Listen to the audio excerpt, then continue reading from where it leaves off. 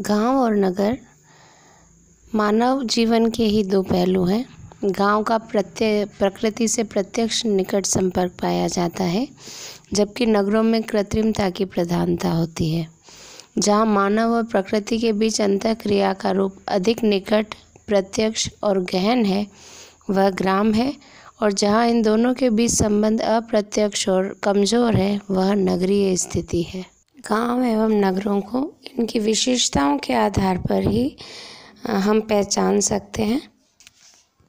ग्रामीण समाज की विशेषताओं की हम बात करें तो ग्रामीण समाज के अंतर्गत जाति व्यवस्था एक मुख्य विशेषता है, जो कि ग्रामीण समुदाय के अंदर व्याप्त है। ग्रामीण समाज में संस्तरण का मुख्य आधार जाति व्यवस्था है। जाति की सदस्यता योग्यता के आधार पर निर्धारित नहीं होकर जन्म के आधार पर निर्धारित होती है। प्रत्येक जाति का अपना एक परंपरागत व्यवसाय होता है और जाति के अंतर्गत विवाह अपनी ही जाति में होता है। ग्रामीण समाज की जो दूसरी मुख्य विशेषता होती है वह है कृषि। ग्रामीण समाज की अर्थव्यवस्था कृषि पर ही आधारित होती है। हालांकि गांव में अन्य व्यवसाय भी होते हैं, लेकिन 70 से 75% लोग प्रत्यक्ष या अप्रत्यक्ष रूप से कृषि पर ही आश्रित रहते हैं और इसी से अपना जीविकोपार्जन करते हैं। भारतीय गांवों की सर्वप्रमुख विशेषता है संयुक्त परिवारों की प्रधानता। यहाँ पति पत्नी व बच्चों के परिवार की तुलना में ऐसे परिवार अधिक पाए जाते हैं जिनमें 3 या अधिक पीढ़ियों के सदस्य एक स्थान पर एक साथ रहते हैं। इनका भोजन, संपत्ति और पूजा पाठ साथ साथ होता है। ऐसे परिवारों का संचालन परिवार के वयोवृद्ध व्यक्ति के द्वारा होता है। वही परिवार के आंतरिक और बाह्य कार्यों के लिए निर्णय लेता है। परिवार के सभी सदस्य उसकी आज्ञा का पालन करते हैं, उसका आदर और सम्मान करते हैं। संयुक्त परिवार प्रणाली भारत में अति प्राचीन है। गाँव में नगरों की तुलना में जनसंख्या का घनत्व बहुत ही कम होता है, क्योंकि मुख्य रूप से गाँव में कृषि कार्य किया जाता है। इसलिए क्षेत्रफल की तुलना में जनसंख्या कम पाई जाती है। इसके अतिरिक्त ग्रामीण समाज का मुख्य व्यवसाय कृषि होता है, इसलिए वहाँ के लोगों में प्रकृति से ज़्यादा समीपता पाई जाती है। ग्रामीण समाज में दैनिक जीवन से लेकर विशेष अवसरों पर या त्योहारों के समय भी प्रकृति को विशेष महत्व दिया जाता है और प्रकृति की पूजा की जाती है। भारतीय गांवों के निवासियों में शिक्षा का अभाव होता है, अतः वो अंधविश्वासी और भाग्यवादी हैं। उनका दृढ़ विश्वास है कि व्यक्ति चाहे कितना ही प्रयत्न करे, किंतु उसे उतना ही प्राप्त होगा जो उसके भाग्य में लिखा है। उनके इस विश्वास को हम तुलसीदास की इस पंक्ति से व्यक्त कर सकते हैं। होई वही जो राम रचि राखा, को करी तर्क बढ़ा वहीं शाखा। यानी वही होगा जो ईश्वर ने निर्धारित कर रखा है, हम तर्क करके विवाद को क्यों बढ़ावा दें। भाग्यवादी होने के कारण ही ग्रामीण लोग सभी प्रकार के कष्टों, अत्याचारों एवं शोषण को अब तक बर्दाश्त करते रहे हैं और कभी भी परिवर्तन और क्रांति की ओर अग्रसर नहीं हुए। भारत के ग्रामवासी सादा जीवन व्यतीत करते हैं। उनके जीवन में कृत्रिमता और आडंबर नहीं है। उनमें ठगी, चतुरता और धोखेबाजी के स्थान पर सच्चाई, ईमानदारी और अपनत्व की भावना अधिक होती है। उनके भोलेपन का सेठ साहूकार लाभ उठाकर उनका शोषण करते रहे हैं।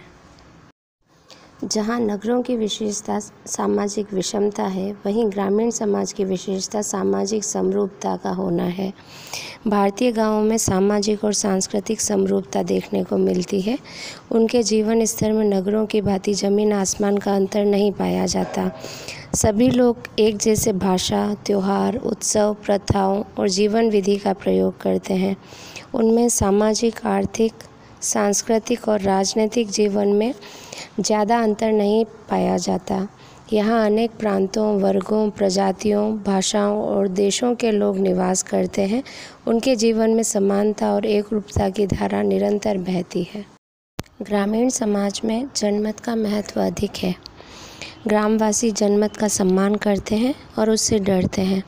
वे जनमत की शक्ति को चुनौती नहीं देते, बल्कि उसके सामने झुक जाते हैं। पंच लोग जो कुछ कह देते हैं उसे वे शिरोधार्य मानते हैं। पंच के मुंह से निकला वाक्य ईश्वर के मुंह से निकला वाक्य होता है। जनमत की अवहेलना करने वाले की निंदा की जाती है। ऐसे व्यक्ति की समाज में प्रतिष्ठा गिर जाती है। कोई भी ग्रामीण इस प्रकार की स्थिति को पसंद नहीं करता। ग्रामीण समाज में हर क्षेत्र में आत्मनिर्भरता पाई जाती है, चाहे वह आर्थिक हो, सामाजिक हो, सांस्कृतिक हो या राजनीतिक हो। भारतीय गांवों को आत्मनिर्भर इकाई के रूप में परिभाषित किया गया है। यह आत्मनिर्भरता केवल आर्थिक क्षेत्र में ही नहीं, बल्कि सामाजिक, सांस्कृतिक और राजनीतिक क्षेत्र में भी है। जजमानी प्रथा द्वारा जातियाँ परस्पर एक दूसरे के आर्थिक हितों की पूर्ति करती हैं। राजनीतिक दृष्टि से ग्राम पंचायत और ग्राम का मुखिया सभी विवादों को निपटाता था।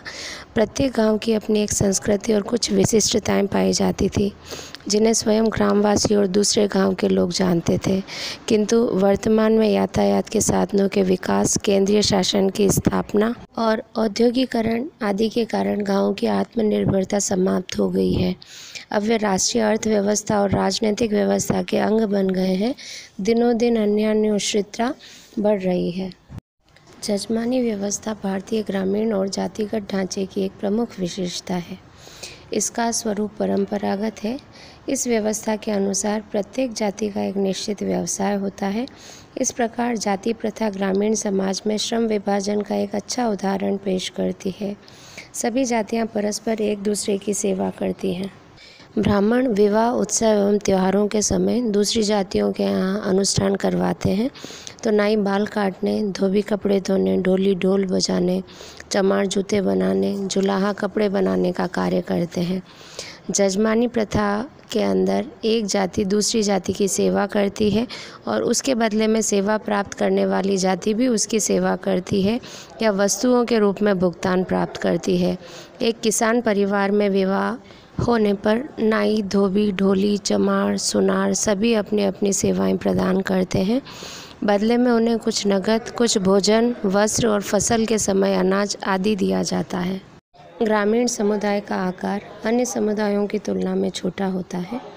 रॉबर्ट रेडफील्ड ने ग्रामीण समुदाय को लघु समुदाय की संज्ञा दी है। भारतीय ग्रामीण समाज में ग्रामवासी प्रथाओं और रूढ़ियों का अंधानुकरण करते हैं। वे परिवर्तन और क्रांति में विश्वास नहीं करते, इसलिए वे कष्ट उठाकर भी अनेक बुरी प्रथाओं का बोझा ढो रहे हैं। बाल विवाह, छुआछूत, दहेज, विधवा विवाह निषेध आदि की प्रथाएं अब भी बनी हुई हैं। अंतर्जातीय विवाह, विधवा पुनर्विवाह और जाति की समाप्ति को वे लोग स्वीकार नहीं करते। धर्म उनके जीवन का प्राण है। प्रत्येक नए कार्य का शुभारंभ और समाप्ति किसी धार्मिक क्रिया से होती है। फसल बोनी हो या काटनी हो, नया व्यवसाय प्रारंभ करना हो या दुकान का मुहूर्त, बच्चे का जन्म हो, विवाह हो या किसी का दाह संस्कार, सभी तो धार्मिक क्रियाओं से बंधे हुए हैं। भारतीय ग्रामीण समाज में नारी की स्थिति बहुत ही निम्न है। उसे दासी के रूप में समझा जाता है। कन्यावध, बाल विवाह, पर्दा प्रथा, विधवा पुनर्विवाह का अभाव, आर्थिक दृष्टि से पुरुषों पर निर्भरता, पारिवारिक संपत्ति में अधिकार न होना, विवाह विच्छेद का अभाव आदि ऐसे अनेक कारण हैं जो भारतीय ग्रामीण नारी की सामाजिक स्थिति को नगरीय स्त्रियों की तुलना में निम्न बनाए रखने में योग देते रहे। इन विशेषताओं के अतिरिक्त भारतीय ग्रामीण समाज एक सामुदायिक एकता के रूप में विद्यमान रहा है। बाढ़, अकाल, महामारी और किसी भी अन्य संकट के समय सभी लोग मिलकर उसका मुकाबला करते हैं। गांव में सामाजिक गतिशीलता का अभाव रहता है। वहां विशेषीकरण नहीं पाया जाता, बल्कि प्रत्येक व्यक्ति छोटा मोटा सभी प्रकार का कार्य कर लेता है।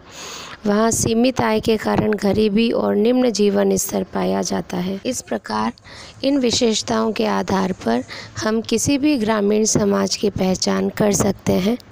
आज का ये वीडियो हम यहीं समाप्त करते हैं। अगले वीडियो में हम नगरीय समाज की लाक्षणिक विशेषताओं पर चर्चा करेंगे।